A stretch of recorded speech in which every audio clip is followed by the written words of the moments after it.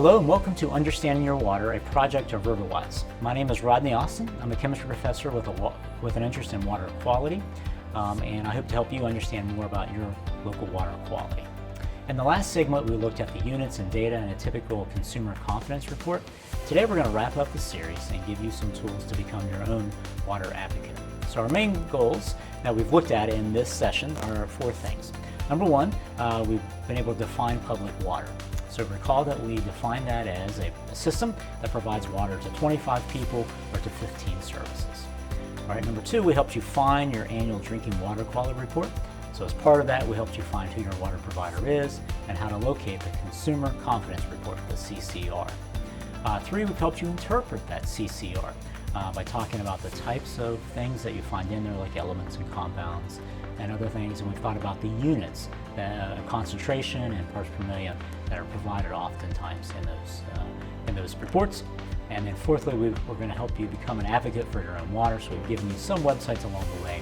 We're going to review those today as you become an advocate for your own water. So again, remember that most water systems in the U.S. have reasonably priced water, the quality is good, and the service is usually pretty good. That's as a whole. We're a fairly developed country, and so we provide that. However, just about every water system, again, there's probably some small thing that's going wrong, right? Perhaps even a big thing. So there's still issues, and that's really calls for you to help become your own water advocate. All right, to look for things that could be influencing your water quality because you are drinking it, you're bathing in it. You might have a swimming pool, right? So you might have, like me, have children who are on a swim team, right? And so they're in the pool for a couple hours at a time. So it actually is good for you to know what the water quality in your area is like. So how can you find out? Well, here are a couple of ways to figure out your water. Number one, find your Consumer Confidence Report and read it. All right, so maybe you haven't found it yet, but maybe you're still going out, or maybe you've gotten it but haven't read it, but go ahead and read it. A couple of things, you might find out your water quality is a little better than you think, or maybe you'll find something that intrigues you, or maybe you'll find an issue there. All right, so that's again a good reason for you to be your own advocate for water. Again, remember most systems have good water, but again, there can be issues, and it's up to you to help figure out what those might be. Second thing you can do is attend a meeting of your water provider. These meetings are usually once a month. They're oftentimes in the evening, and they're usually posted in your newspaper, maybe on your website or on your water bill. All right, so take a look for those. Attend, find out what's going on in your area. You might even ask a question. Interestingly, you'll probably find out some of the board members might be a neighbor or somebody you know. All right, so there are oftentimes people on the boards are just normal citizens who are interested in their water and particularly in your area. So learn about the issues in your particular area. At the state level, if you're in Pennsylvania, you can go to the Department of Environmental Protection, the DEP, and that's the entity that oversees water quality in the state of Pennsylvania. On their website, you can find a lot of resources.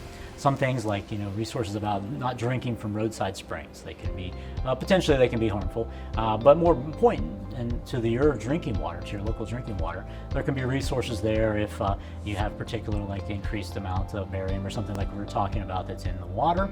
Also there you can find a whole bunch of the Consumer Confidence Reports, the CCRs, and also the state sort of catalogs any violations that occur sort of by water system. So you can see if your water system has any violations and to see what those are.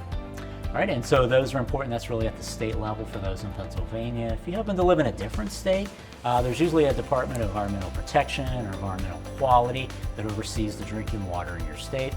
So oftentimes an internet search can find the website, and you might even have a local office in your area. So you can actually find that as well if you have questions or need to go talk to someone. All right, so most states have some information. Further up at the federal level, the US EPA at epa.gov, they have many resources available to you. You can find the Safe Drinking Water Act of 1974 there and read it.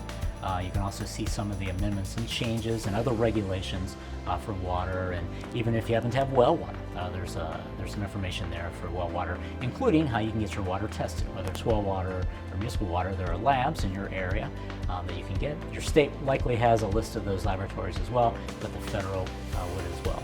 In addition, you can find ways to conserve water, and also if you have questions about the quality of your drinking water, a particular aspect of it, there are resources and ways that you can find information related to that at the federal level. So if you have questions, we've given you a few resources to find that, websites, links, ways to find your either your local water at the state level or the federal level. And so we ask you to continue to think about those and to look out that information and to become an advocate for your own water because you're using it. So we're going to say goodbye for now.